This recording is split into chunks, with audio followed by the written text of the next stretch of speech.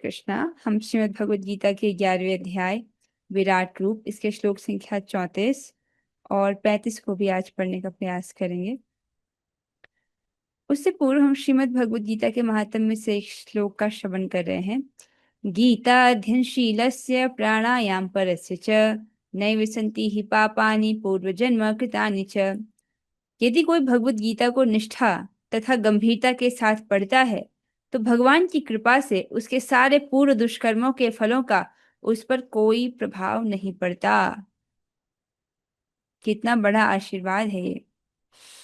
यदि हम चाहते हैं कि हमारे पूर्व दुष्कर्मों का, केवल इस जन्म के नहीं, प्राचीन सभी जन्मों के जो दुष्कर्म है उसका हम पर प्रभाव न पड़े, तो व्यक्ति को बड़े ही निष्ठा और गंभीरता के साथ भगवद गीता पढ़नी चाहिए या श्रवण करना चाहिए। तो इसको सौभाग्य मानना चाहिए कि इतनी सुंदर व्यवस्था भगवान ने बनाई है कि हमको रोज भगवद गीता पढ़ने को मिल रहा है। आइए हम आज के श्लोक की ओर बढ़ेंगे। श्रीमद् भगवद गीता के 11वें अध्याय का 34वां श्लोक। श्लोक की कुछ आवृत्ति करेंगे। जो भक्त गाना चाहते हैं वे हाथ खड़ा कीजिएगा। ओके, रेणुका माता जी आपसे शुरू करिए। द्रोणम च भीष्मम च जयद्रथम च द्रोणं च भीष्मं च जयद्रथं च कर्णम तथान्यानपि योधवीरान् कर्णं तथान्यानवियोधवीरान् मया हतस्त्वं जहिमां व्यथिष्ठा मया हतास्त्वं जहिमां व्यथिष्ठा युध्यस्व जेतासि रणे सपत्नान्। युध्यस्व जेतासि रणे सपत्नान्। ये श्लोक कौन बोल रहे हैं? भगवान इस श्लोक को बोल रहे हैं, अर्थात जो भगवान का काल रूप है, जिस उग्र रूप में भगवान जी ने अर्जुन को दर्शन दिया है, उसी रूप में भगवान ये श्लोक बोल रहे हैं। क्या कह रहे हैं भगवान? द्रोण, भीष्म, जयद्रथ, कर्ण तथा अन्य महान योद्धा पहले ही मेरे द्वारा मारे जा चुके हैं, अतः उनका वध करो और तनिक भी विचलित न हो। तुम केवल युद्ध करो, युद्ध में तुम अपने शत्रुओं को परास्त करोगे। इस प्रकार से भगवान कह रहे हैं।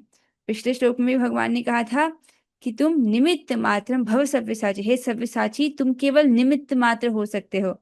और यहाँ पर भगवान उनको बोल रहे हैं कि तुम विचलित मत हो, इनका वध करो, इनको तो मैं पहले से ही मार चुका हूँ, ये जो विपक्ष के योद्धा हैं। और ये भी बताते हैं भगवान कि तुम जो है इस युद्ध में अपने शत्रुओं को परास्त करोगे, अर्थात तुम ही विजयी होगे। इस प्रकार से भगवान कह रहे हैं।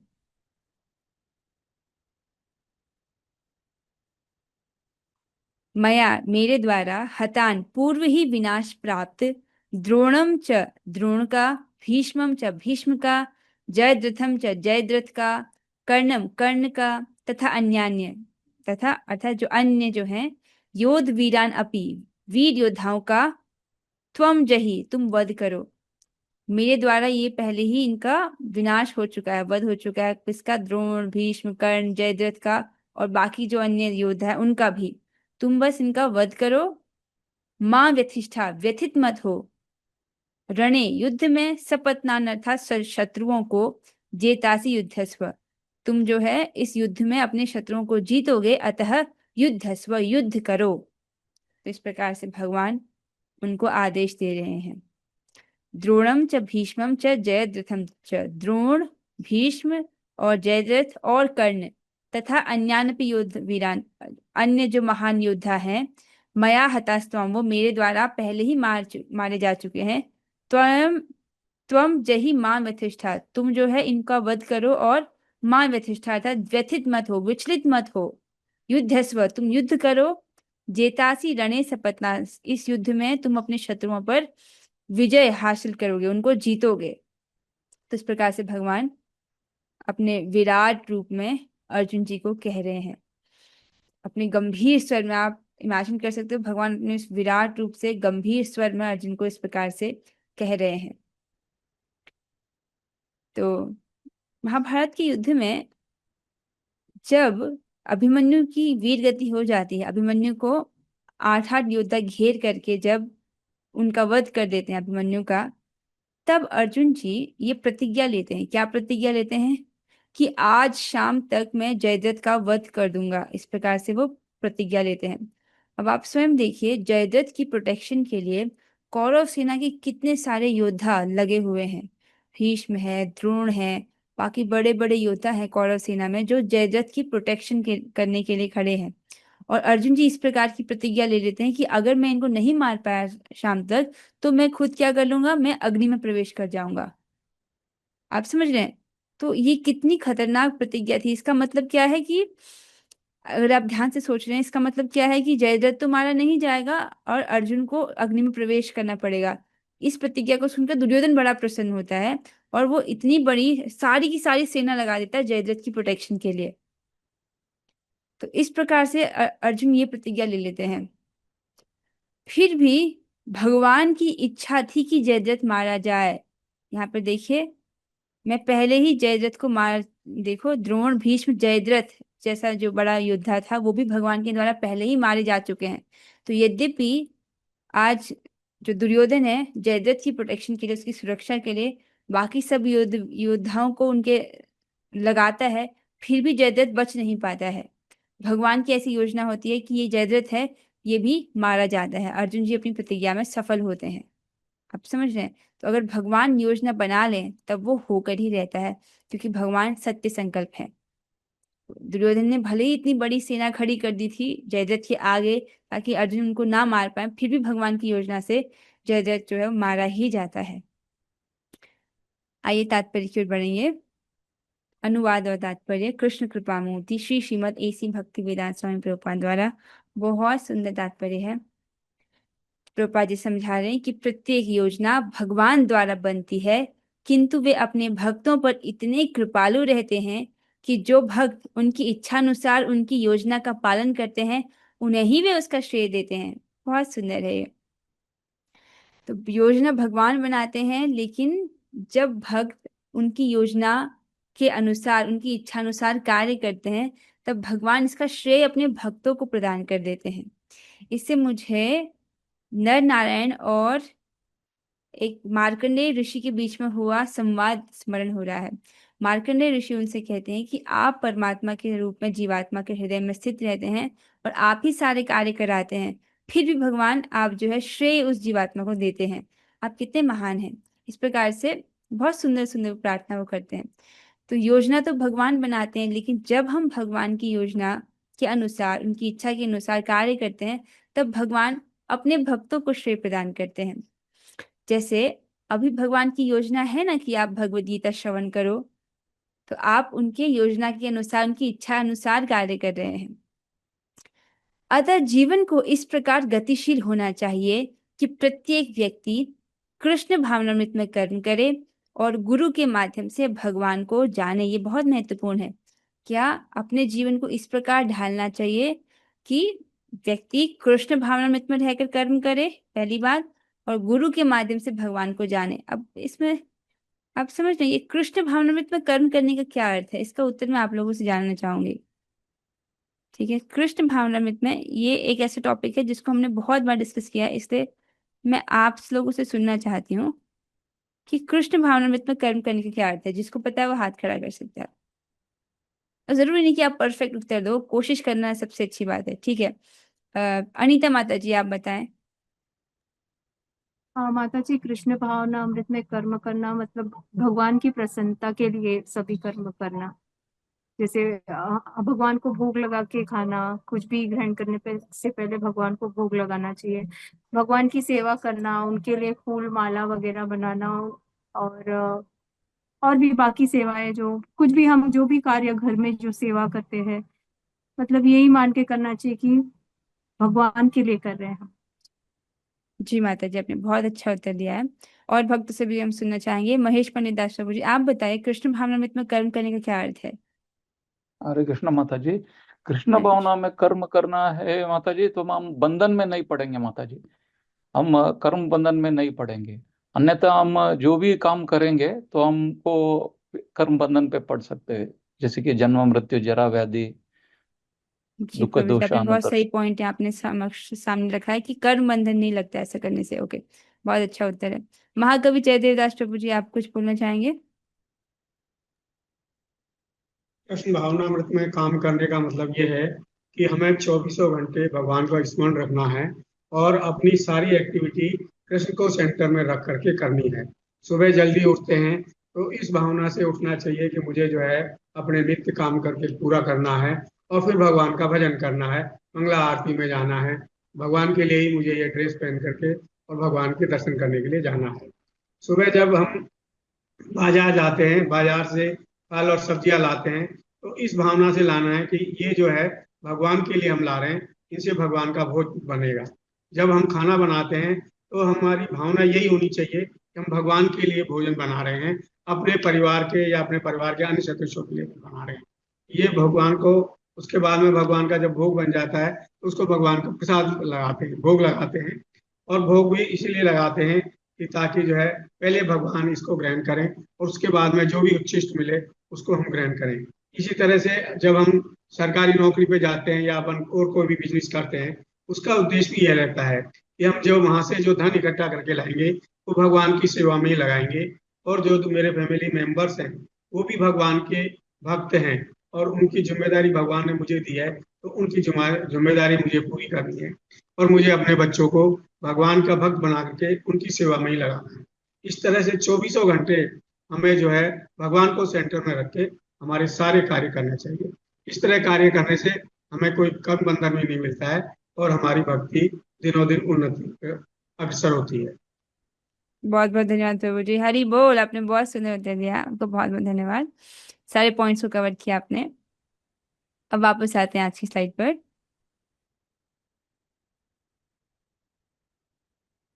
हाँ, तो पहली बात तो यही थी कि व्यक्ति को इस प्रकार से कर्म करना चाहिए, अर्थात उसको कृष्ण भावना में रहकर कर्म करना चाहिए। और दूसरी बात क्या है कि प्रत्येक व्यक्ति को गुरु के माध्यम से भगवान को जानने का प्रयास करना चाहिए। तो पहले समझिए कि गुरु मतलब क्या। देखिए, शिक्षा गुरु हो सकते हैं, दीक्षा गुरु हो सकते हैं। दीक्षा गुरु एक ही होता है और शिक्षा गुरु अनेक हो सकते हैं। मतलब आप जिनकी शिक्षा को ग्रहण करो, ऐसे अनेक शिक्षा गुरु हो सकते हैं। अब कौन गुरु नहीं है इसको देखिए। आजकल लोग क्या करते हैं कि किसी को भी सुन लेते हैं, ये भी चेक नहीं करते कि क्या ये शास्त्र से बोल रहा है या नहीं। ठीक है, तो सबसे पहली बात है, जो श्री कृष्ण को भगवान स्वीकार नहीं करता वह गुरु नहीं हो सकता है। ऐसे बहुत से आजकल के तथाकथित लोग हैं, यूट्यूब पर भी बहुत सारे लोग हैं जो बोलेंगे तो आध्यात्मिक ज्ञान, लेकिन वो भगवान को स्वीकार नहीं करते हैं। जैसे उदाहरण के तौर पे, जब मैं भक्ति में नहीं आई थी तब मैं सदगुरु को सुना करती थी भक्ति में आने से पूर्व। और एक दिन मुझे इंटरव्यू में पता चला कि ये तो, इन्होंने तो भगवत गीता पढ़ी ही नहीं है। तब मुझे समझ आया कि अरे, जितना समय मैंने इनको सुना, मैंने अपना समय बर्बाद किया। आप समझ रहे हैं? तो अर्थात जो भगवान को ही स्वीकार नहीं कर रहा है उसको, वो गुरु नहीं हो सकता है।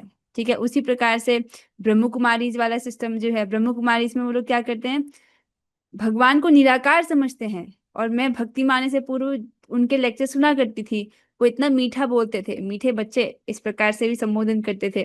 लेकिन ये भक्ति में आने के बाद मुझे पता चला कि जो लोग निराकारवाद का समर्थन कर रहे हैं, ये तो अपने आध्यात्मिक जीवन का आत्महत्या करना हो गया।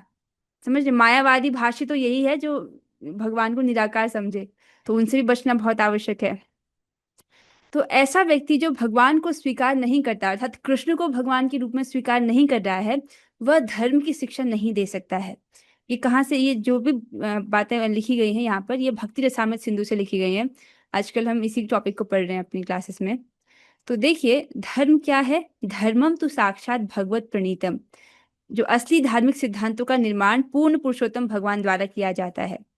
यहाँ तक कि पूर्णतः सतोगुणी महान ऋषि तक भी, जो सर्वोच्च लोकों में पाए हुए हैं, वे भी असली धार्मिक सिद्धांतों को सुनिश्चित नहीं कर सकते हैं।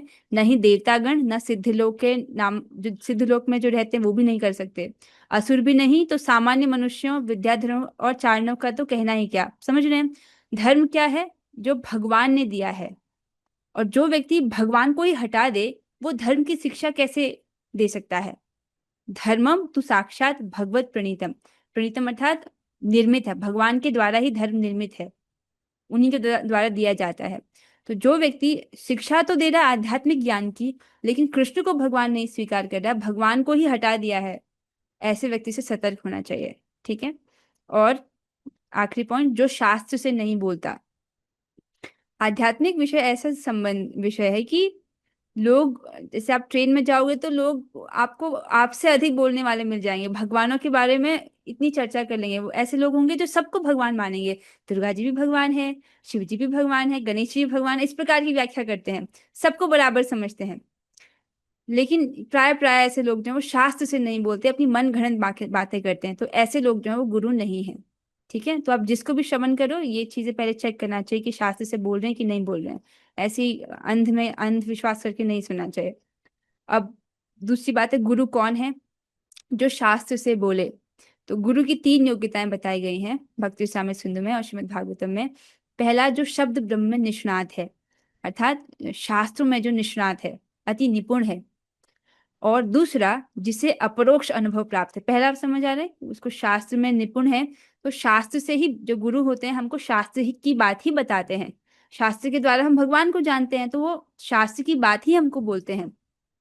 जैसे प्रभुपाद जी हैं, प्रभुपाद जी कोई भी बात को सिद्ध करने के लिए कितने सारे प्रमाण देते हैं, कभी मुंडक उपनिषद का, कभी दूसरे उपनिषदों का, कभी भागवत का, अलग अलग जगह से पुराणों का, कितना वो श्लोक कोट करते हैं, करते कि नहीं करते हैं? तो वो शास्त्र की बात को सामने रखते हैं। ठीक है, और दूसरा है जिसे अपरोक्ष अनुभव प्राप्त है। अपरोक्ष अनुभव समझिए, अक्ष मतलब आंख, ठीक है, परोक्ष मतलब आंख से परे, और एक इंद्री बोल दी गई है अक्ष, इसे उपलक्षण से बाकी सब इंद्रियों को समझ जाना चाहिए। परोक्ष का मतलब होता है हमारी इंद्रियां जो अनुभव कर सकती है उसके परे, हमारी भौतिक इंद्रियां अर्थात आंख, नाक, कान आदि जो ग्राह्य कर सकते हैं, जो ज्ञान हमको प्रदान कर सकते हैं, उस ज्ञान के परे उसको बोलते हैं परोक्ष। ठीक है, हमारी ज्ञानेंद्रियों की पकड़ में जो ज्ञान नहीं आता उसको बोलते हैं परोक्ष। ठीक है, और अपरोक्ष मतलब ये जो हमारी सामान्य इंद्रियों के द्वारा जो ज्ञान ग्रहण किया जाए उससे भी जो परे अनुभव है उसको भी अनुभव कर देना, समझना, अर्थात दिव्य अनुभव को प्राप्त करना। जो दिव्य अनुभव है उसको हम अपनी भौतिक इंद्रियों के द्वारा प्राप्त नहीं कर सकते, शुद्ध इंद्रियों के द्वारा ही दिव्य अनुभव प्राप्त होता है। तो अपरोक्ष अनुभव प्राप्त है अर्थात जिसको दिव्य अनुभव जो है उसको प्राप्त है। और तीसरा क्या है? परम शांत, अर्थात उनका जो मन है वो विशुद्ध नहीं होता है, वो जो भोगों से विशुद्ध नहीं होता और परम शांत रहता है। तो गुरु कौन है? हमारे गुरु कौन है? जगत गुरु श्रील प्रभुपाद जी। तो उनकी बातें हम सुन रहे हैं कि नहीं सुन रहे हैं, एक एक तात्पर्य हम उनका पढ़ रहे हैं, तो ये साक्षात प्रभुपाद जी से सुनने जैसा है, उनका सानिध्य प्राप्त करने जैसा है। ठीक है, कोई कभी आपको ऐसी बात मिली प्रभुपाद की जिसको आपने फॉलो किया हो और जिससे आपको दुख हुआ हो? नहीं, वो सारी बातें वही बोलते हैं जिससे हमारा परम कल्याण हो। और शिष्य की क्या योग्यता है? अपने परम कल्याण के विषय में जिज्ञासु। इसको बोला गया श्रीमद् भागवत में और भक्ति रसामृत सिंधु में कि यह शिष्य की एकमात्र योग्यता है कि वो अपने परम कल्याण के विषय में जिज्ञासु है। इसे भगवत गीता के प्रारंभिक श्लोकों में 4थे अध्याय में हमने पढ़ा था, जिसमें अर्जुन जी कहते हैं, कार्पण्य दोषोपहत स्वभाव पृच्छामि त्वाम धर्म सम्मूढ़ चेता ये शिष्यस्ते हम शाधि माम त्वाम प्रपन्नम। इस श्लोक के आखिर में क्या बोलते हैं? शिष्यस्ते हम शाधि माम त्वाम प्रपन्नम, अब मैं आपका शिष्य हूँ, अब और आप मुझे अब ज्ञान दीजिए मेरे परम श्रेय के लिए, कहते हैं ना। तो यहाँ पर अर्जुन जी कहते हैं कि मुझे मेरा परम श्रेय है उसके लिए आप मुझे जो है ज्ञान प्रदान कीजिए। तो शिष्य की योग्यता क्या है? उसको अपना परम कल्याण, ये नहीं कि तात्कालिक कल्याण नहीं, जो उसका परम कल्याण है उस विषय में वो जिज्ञासु हो। ठीक है, उसके लिए उसको क्या करना चाहिए? गुरु की शरण ग्रहण करना चाहिए, अर्थात गुरु की आज्ञा का पालन करना चाहिए। आप समझ रहे हैं? गुरु की शरण ग्रहण करना अर्थात जो जो गुरु कहेगा उसका पालन करना है। अब ये बात है कि मैं गुरु नहीं हूँ, मैं गुरु महाराज के प्रतिनिधि की प्रतिनिधि हूँ। गुरु महाराज कौन है? जगत गुरु श्री प्रभुपाद जी। उनके प्रतिनिधि कौन है? उनके जो मेरे शिक्षा गुरु के जो दीक्षा गुरु हैं परम पूज्य श्री राधानाथ गोस्वामी महाराज, उनके शिष्य हैं मेरे शिक्षा गुरु जी श्रीमान शुभकृष्ण दास प्रभु जी। उनकी आज्ञा है मुझे कि मैं प्रचार कार्य करूँ, तो इसलिए कार्य जो है हो पा रहा है। जिनसे सीखा है वही जो है उसको मैं रिपीट करने का प्रयास करती हूँ बस, और मेरी कोई योग्यता नहीं है। तो हाँ, यहाँ पर कहाँ हम बात कर रहे थे कि हाँ, कि मैं गुरु नहीं हूँ, कोई भी मुझे यहाँ पर गुरु ना माने। ठीक है, हम सभी साथ में पढ़ रहे हैं। ठीक है, जो शिष्य है उसको अपने परम कल्याण के विषय में जिज्ञासु होना चाहिए और उसके लिए उसको गुरु की शरण ग्रहण करनी चाहिए। तो गुरु की क्या आज्ञा है, प्रभुपाद जी की आज्ञा क्या है हम सबके लिए, कि व्यक्ति को कम से कम 16 माला हरे कृष्ण महामंत्र का जप करना चाहिए और 4 विधि निषेधों का कड़ाई से पालन करना चाहिए। ठीक है, ये सब कर रहे हैं कि नहीं कर रहे हैं? तो कम से कम 16 राउंड्स रोज जप करना है, ये गुरु प्रभुपाद जी की आज्ञा है। अब देखिए, शरण ग्रहण करने के अर्थ को समझिए। जब एक रोगी चिकित्सक के पास जाता है, डॉक्टर के पास जब जाता है, तो वो समझता है कि मैं चिकित्सक से अधिक नहीं जानता हूँ। ये स्वाभाविक है, वो जान रहा है कि मैं डॉक्टर से अधिक नहीं जानता हूँ, ये डॉक्टर मुझसे अधिक जानते हैं। और इस प्रकार से डॉक्टर के द्वारा जो विधि निषेध बताए जाते हैं कि आप ये दवाई लीजिए और इसको और ये बातों को मत कीजिएगा, ये चीजें आपको करनी है और ये चीजें आपको नहीं करनी, इन चीजों से परहेज करना है, इन बातों का ध्यान रखता है। तो जो मरीज है वो समझ रहा है कि डॉक्टर मेरे हित के लिए बोल रहा है, चाहे वो विधि निषेध क्यों ना बता रहा है जाए। किसी को मान लो मीठा खाने से मना कर दे, डायबिटीज का पेशेंट है, तो जो पेशेंट है वो रोगी गुस्सा नहीं होता कि अरे ये तो कैसे गुरु है, मतलब ये तो कैसा चिकित्सक है, आप तो मुझे मीठा ही खाने नहीं दे रहा। वो जान रहा है कि मेरे भले के लिए बोल रहे हैं। उसी प्रकार से शिष्य भी समझता है कि गुरु जो भी बोल रहे हैं वो मेरे भले के लिए बोल रहे हैं। तो प्रभुपाद जी जितने भी विधि निषेध हमको बता रहे हैं, एक एक चीज जो है हम सबके भले के लिए है। जिस विधि से दवाई लेने को कही गई है उस विधि को अपनाता है, और दवाई लेने की भी एक विधि होती है। दवाई आप समझ रहे हैं, उसकी एक पर्याप्त मात्रा होती है और फ्रीक्वेंसी है, अर्थात कितनी बार उसको लिया जाना चाहिए। तो प्रभुपाद जी ने क्या बोला, मात्रा कितनी होनी चाहिए, कम से कम 16 माला, इतना हमको लेना है और प्रतिदिन कथा श्रवण करना है। तो कम से कम 16 माला की डोसेज उन्होंने बताया कि नहीं बताई है, और इसको कब लेना है, रोज, हर दिन, ऐसा नहीं होना चाहिए कि किसी दिन छूट जाए। तो ये हमारी जो अविद्या रूपी रोग है उसका उपचार उन्होंने हमको बताया है। तो जब रोगी इस प्रकार से उपचार की प्रक्रिया को अपनाता है तो वो लाभान्वित होता है। आप समझ रहे हैं?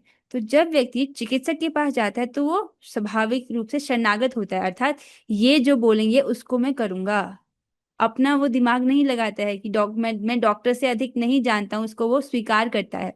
उसी प्रकार से भक्ति में भी गुरु जो कह रहे हैं उनकी आज्ञा का पालन करना। ठीक है, तो दीक्षा गुरु एक ही होते हैं, लेकिन शिक्षा गुरु अनेक हो सकते हैं, आपसे समझ रहे हैं। और इसमें हम क्या क्या गलती कर बैठ सकता है व्यक्ति, वो गुरु को एक साधारण मनुष्य समझ करके दोष दृष्टि कर सकता है।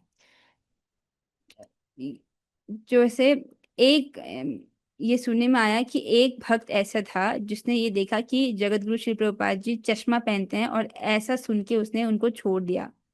मतलब उसने सोचा कि जो गुरु है उनका तो चिन्मय देह होता है, हाँ बात तो सही है, लेकिन इनको तो चश्मा लगा हुआ है, ऐसा सोच करके उसने मूर्खता में प्रभुपाद जी का त्याग कर दिया। आप समझ रहे हैं, ऐसी मूर्खता नहीं करनी चाहिए। गुरु भी कोई कदापि एक साधारण मनुष्य नहीं है, वो भगवान की कृपा मूर्ति है। जिस प्रकार से हम भगवान का आदर करते हैं, गुरु का भी आदर उसी प्रकार से किया जाना चाहिए। इसीलिए इस्कॉन में गुरु पूजा भी होती है, उनको आरती दिखाई जाती है, पुष्प अर्पण किए जाते हैं। जिस प्रकार से भगवान की सेवा होती है उसी प्रकार से गुरु महाराज की सेवा होती है। ठीक है, अब वापस आएंगे तात्पर्य में। आशा आपको समझ आया होगा कि गुरु के माध्यम से हमको भगवान को जानना चाहिए। गुरु जिस प्रकार से बता रहे हैं उनको उनसे सुन करके हमको भगवान के विषय में जानना चाहिए। देखिए, अगर हम क्या ही जानते हैं अपनी बुद्धि से, अपनी सीमित बुद्धि से हम कितना ही जान सकते हैं। जो भी ज्ञान हम जानते हैं उसको भी हमने सुना है तभी हम उसको जानते हैं। कोई भी चीज, अगर भौतिक वस्तु भी क्यों ना हो, उसके बारे में जब हम सुनते हैं तब हमको थोड़ा ज्ञान होता है। तो भगवान जो कि हमारे इंद्रियों के परे हैं, उनके विषय में हम बिना सुने कैसे जान सकते हैं। इस भौतिक जगत की किसी भी चीज का ज्ञान हमको तब होता है जब हम उसके विषय में सुनते हैं। तो भगवान तो दिव्य हैं, उनके विषय में बिना सुने और प्रचुर मात्रा में सुने हम कैसे उनको समझ सकते हैं। इसलिए गुरु जिस प्रकार से बोल रहे हैं उस प्रकार से जो है भगवान को जानना चाहिए। जैसे कि हम भगवत गीता में प्रभुपाद जी से जान रहे हैं, उनके तात्पर्यों को पढ़ रहे हैं, तो जो उसका उनका आशय है उसको समझने का प्रयास कर रहे हैं। फिर प्रभुपाद जी आगे बताते हैं कि भगवान की योजनाएं उन्हीं की कृपा से समझी जाती हैं और भक्तों की योजनाएं उनकी ही योजनाएं, अर्थात गुरु की कृपा से ही हम भगवान की योजनाओं को समझते हैं और भक्तों की ये जो योजनाएं हैं वो उन्हीं की योजनाएं हैं। इसको कैसे समझेंगे? देखिए, इस्कॉन के आज कितने सारे सेंटर्स खुल चुके हैं, 500 से भी अधिक सेंटर्स खुल चुके हैं पूरे विश्व में। तो ये सब भक्तों की योजना है कि नहीं एक तरीके से, कि लोगों को अधिक से अधिक लोगों को मंगल आरती अटेंड करने का अवसर मिले, अधिक से अधिक लोगों को भगवान का प्रसाद पाने को मिले, अधिक से अधिक लोगों को श्रीमद् भगवद गीता और श्रीमद् भागवतम की कक्षाओं से लाभान्वित हों। ये सब भक्त प्रयास कर रहे हैं कि नहीं कर रहे हैं? तो ये सब भक्तों की योजनाएं हैं, लेकिन वास्तव में ये भगवान की योजना है, क्योंकि भगवान की ऐसी इच्छा है कि पृथ्वी के हर नगर और ग्राम में मेरे नाम का प्रचार हो। तो बाहर से भक्तों की योजना है, लेकिन वो वास्तव में भगवान की ही योजना है। मनुष्य को चाहिए कि ऐसी योजनाओं का अनुसरण करे और जीवन संघर्ष में विजयी बने। ठीक है, भगवान की जो इस प्रकार की योजनाएं हैं, जैसे आप भगवान की योजना को देख पा रहे हो नियमित रूप से, अपने जीवन में देखिए, आप भक्ति कर रहे हो, नाम जप कर रहे हो, प्रसाद पा रहे हो, कथा श्रवण कर रहे हो, भक्तों की संगति आपको प्राप्त हो गई है, तुलसी महारानी जी की साक्षात सेवा प्राप्त हो गई अगर आपके घर में तुलसी जी है तो आप सब देखिए, सब योजना है भगवान की, आपको दिख रहा है, आपको भगवत धाम की प्राप्ति कराने की योजना आपको दिखाई दे रही है। हाँ, तो इसी प्रकार से बोल रहे हैं कि मनुष्य को चाहिए कि ऐसी योजनाओं का अनुसरण करे और जीवन संघर्ष में विजयी बने। जीवन संघर्ष में विजयी बने का अर्थ समझिए। जीवन संघर्ष में विजयी बनना, तो जीवन एक संघर्ष है, उसमें विजय किस प्रकार बना जाता है। यहाँ पर एक सिंपल सा उदाहरण लिया गया है। मान लीजिए दो माताएं हैं, दोनों गृहिणी हैं, ठीक है। एक को भी खाना बनाना पड़ता है, खाना दोनों घर में बनता है, लेकिन एक घर में खाना बन रहा है, दूसरे घर में भगवान के लिए भोग बन रहा है। एक घर में साफ सफाई हो रही है, लेकिन दूसरे घर में इस मत्ती से साफ सफाई हो रही है कि ये घर तो भगवान का है, तो भगवान के घर की साफ सफाई हो रही है। एक घर में वो भी अपने बच्चों का पालन कर रही हैं, और इधर बच्चों का पालन इस मनोस्थिति से किया जा रहा है कि ये भगवान के सेवक हैं और मुझे इन्हें भगवान की सेवा में लगाना है, मतलब कर्तव्य समझ करके कि भगवान ने अभी इनकी जिम्मेदारी मुझे सौंपी है, मुझे ड्यूटी के रूप में जो है इनका पालन करना है। ये सभी सेवाएं भगवान की ही के लिए ही हो रही हैं। और एक घर में खाना खाया जा रहा है, जैसे खाते हैं इस जगत के भौतिकतावादी लोग, और दूसरे घर में प्रसाद पाया जा रहा है। तो अब देख रहे हैं क्रियाएं सेम हैं, लेकिन एक जो है अपने मनुष्य जीवन के संघर्ष में फेल हो गया, क्योंकि आहार निद्रा भय मैथुन तो जानवर भी करता है ना, तो वही चीजें मनुष्य भी करे तो वो भी दो पैरों पर चलने वाला पशु ही है। लेकिन दूसरी जगह पर हमने देखा कि वही वही एक दूसरी माता थी, वो भी गृहिणी थी, लेकिन उन्होंने भक्ति का अनुशीलन किया और वो अपने जीवन संघर्ष में सफल रही। तो उसी प्रकार से एक और उदाहरण लिया गया है। ये दो व्यक्तियों का उदाहरण लिया गया, दोनों एक ही कंपनी में काम करते हैं, एक ही नौकरी है, बराबर सैलरी है, ठीक है, नौकरी दोनों कर रहे हैं, एक व्यक्ति खाना खा रहा है, दूसरा व्यक्ति प्रसाद पा रहा है। दोनों क्रियाएं क्रियाएं तो देखने में सेम लग रही हैं, लेकिन जमीन आसमान का अंतर है।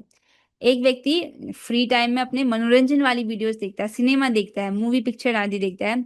दूसरा व्यक्ति समय निकाल करके भक्तों की संगति में कथा श्रवण करता है। समय तो सबके पास 24 घंटे ही होता है। अगर जो लोग कथा श्रवण नहीं कर रहे हैं, तो वो लोग क्या कर रहे हैं, उनके पास भी अभी फोन होगा ही, वो भी अपने फोन में कुछ ना कुछ देख ही रहे होंगे, और वो भक्ति से संबंधित नहीं होगा, मनोरंजन वाली वीडियोस देखेंगे, समझ रहे हैं। और एक व्यक्ति जो है अपनी इंद्रियों को इंद्रिय तृप्ति में लगा रहा है, दूसरा व्यक्ति जो है इंद्रियों को भगवान की सेवा में लगा रहा है। दो ही तो ऑप्शन है। अगर हम कॉन्शियसली भगवान की सेवा में अपनी इंद्रियों को नहीं लगा रहे हैं, तब इंद्रियां इंद्रिय तृप्ति में ही लगती हैं, तीसरा कोई ऑप्शन नहीं है। तो ये व्यक्ति इंद्रियों को इंद्रिय तृप्ति में लगा रहा है और दूसरा व्यक्ति अपनी इंद्रियों को भगवान की सेवा में लगा रहा है। इस प्रकार से जीवन संघर्ष दोनों के ही जीवन में है, लेकिन एक व्यक्ति जो है फेल हो गया और दूसरा व्यक्ति जिसने अपने जीवन में भक्ति का अनुशीलन किया वो सफल रहा, विजयी रहा। उसको बोल रहे हैं इस प्रकार से व्यक्ति को भगवान की योजनाओं का अनुसरण करना चाहिए और अपने जीवन संघर्ष में विजयी बनना चाहिए। आसान भाषा में अपने जीवन में भक्ति का अनुशीलन करना चाहिए, ये विजय को सुनिश्चित कराता है। एक और श्लोक लेंगे, श्लोक संख्या 35। ओके रेणुका माता जी, आप कितना है श्लोक? हाँ थोड़ा सही है, ठीक है। संजय उवाच, रेणुका माता जी गाएगा। संजय उवाच एतत् श्रुत्वा वचनं केशवस्य एतत् श्रुत्वा वचनं केशवस्य कृताञ्जलिर्वेपमानः किरीटी कृताञ्जलिर्वेपमानः किरीटी नमस्कृत्वा भूय एवाह कृष्णं नमस्कृत्वा भूय एवाह कृष्णं तगद्गतं भीतः प्रणम्य। तगद्गदं भीतः प्रणम्य। बहुत अच्छे, आगे बढ़ेंगे। संजय ने धृतराष्ट्र से कहा, अब इस श्लोक को संजय जी कह रहे हैं, वो कह रहे हैं हे राजा, धृतराष्ट्र को कह रहे हैं, भगवान के मुख से इन वचनों को सुनकर कांपते हुए अर्जुन ने हाथ जोड़कर उन्हें बारंबार नमस्कार किया। फिर उसने भयभीत होकर अवरुद्ध स्वर में कृष्ण से इस प्रकार कहा। तो संजय वाचा था, संजय ने कहा, केशवस्य अर्थात श्री केशव के एतद वचनम, इस वचन को श्रुत्वा सुनकर, वेपमाना कंपायमान, अर्जुन जी कांप रहे हैं इस वक्त। किरीटी अर्थात अर्जुन ने, कृतांजलि अर्थात हाथ जोड़कर, नमस्कृत्य नमस्कार कर, भीत भीत अर्थात अत्यंत भयभीत होकर, उन्होंने कहा ना, आपके इस विकराल रूप को देख करके मैं भयभीत हो रहा हूँ, सब प्रकार से मोह को प्राप्त हो रहा हूँ, तो अत्यंत भयभीत है। भूय एव, पुनः पुनः बारंबार, प्रणम्य प्रणाम कर, सगदगदम कृष्णम आह, गदगद भाव से श्री कृष्ण को कहा। क्या कहा उसको तो अगले श्लोक में देखेंगे, छोटा सा तात्पर्य है। प्रभुपाद जी कहते हैं, जैसा कि पहले कहा जा चुका है, भगवान के विश्व रूप के कारण अर्जुन आश्चर्यचकित था, अतः वह कृष्ण को बारंबार नमस्कार करने लगा और अवरुद्ध कंठ से आश्चर्य से वह कृष्ण की प्रार्थना मित्र के रूप में नहीं अपितु भक्त के रूप में करने लगा। क्योंकि वो भगवान का ऐश्वर्य देख रहे हैं, भगवान का ऐश्वर्य देखने से उनका जो सख्य भाव में जो प्रीति थी भगवान के प्रति, वो शिथिल पड़ गई है और वो भक्त के रूप में भगवान से प्रार्थना करने लगते हैं। क्या करेंगे प्रार्थना, उसको तो हम अगले श्लोकों में पढ़ेंगे। एक बात आप नोटिस करो यहाँ पर, जैसे ही भगवान ने अपनी भगवत्ता को प्रकाशित किया है, अर्जुन जी भयभीत होकर के बारंबार उनको प्रणाम कर रहे हैं। समझ रहे हैं? तो भगवान को प्रणाम करने का बहुत महत्व है। दो चार गुह्य ज्ञान भगवान बताते हैं, अपनी जो जो मन मनाभव मद भक्तो मदयाची मम नमस्कुरु, अर्थात जो गुह्यतम ज्ञान है भगवद गीता का, उसमें 4 आदेशों में से एक आदेश है भगवान को प्रणाम करना, जो कि आसान है, किया जा सकता है। और अर्जुन जी देखिए बारंबार, जब उनको ये एहसास हो रहा है कि भगवान है, बारंबार भगवान को प्रणाम कर रहे हैं। और जो कृष्ण को प्रणाम करता है उसका पुनर्जन्म नहीं होता है। कृष्ण प्रणामी न पुनर्भवम वा, इस प्रकार से कुछ श्लोक है कि जो कृष्ण को प्रणाम करता है उसका वापस से भवसागर को प्राप्त नहीं होता है। भगवान को प्रणाम करना चाहिए, अपने बच्चों से तो अवश्य कराना चाहिए, भले वो बाकी सब चीजें नहीं कर पाए, प्रणाम तो कर ही सकते हैं। कुछ और भी डिस्कस करना था? ठीक है, 2 मिनट लगेंगे, इसको कर लेते हैं। देखिए भक्ति के यहाँ तक तो श्लोक की चर्चा हो गई, यहाँ पर कुछ भक्ति से संबंधित है। हम सभी अभी ये जो भक्ति के सोपान है इस पर हैं, श्रद्धा साधु संग भजन क्रिया, जो 9 सोपान है भक्ति के, उसमें है। कौन से स्तर में है हम अभी? अनर्थ निवृत्ति के स्तर पर है। क्योंकि अनर्थ निवृत्ति का स्तर जो होता है बहुत लंबा चलता है, ठीक है। और इस पूरे इसको क्रॉस करने का सबसे आसान तरीका है कि हम साधु संग को ना छोड़ें। श्रद्धा साधु संग भजन क्रिया अनर्थ निवृत्ति, तो साधु संग अगर हम छोड़ देंगे तो अनर्थ निवृत्ति को क्रॉस कर पाना इम्पॉसिबल है। इसलिए साधु संग होना बहुत आवश्यक है। तो प्रतिदिन जो है हमको भक्तों की संगति में कथा श्रवण करना चाहिए, ये बहुत आवश्यक है, ताकि हम अनर्थ निवृत्ति के जो स्टेज है उसको क्रॉस कर सकें, ठीक है। बाकी तो हम बाकी जो स्तर है इनके विषय में हम पहले ही पढ़ चुके हैं, इसलिए हम इससे अधिक व्याख्या नहीं की जा रही है। इसके साथ हम आज पूरी चर्चा को यहाँ पर विश्राम देते हैं। हरे कृष्णा कृष्ण कृष्णा हरे हरे, हरे राम राम राम हरे हरे, कृष्ण कृष्ण कृष्ण हरे हरे राम राम हरे हरे, कृष्णा कृष्ण कृष्ण हरे हरे, हरे राम राम हरे। श्रीमद् भगवद गीता की जय, प्रभुपाद की जय, हरदास ठाकुर की जय, वृंदावन की जय। हरे कृष्णा।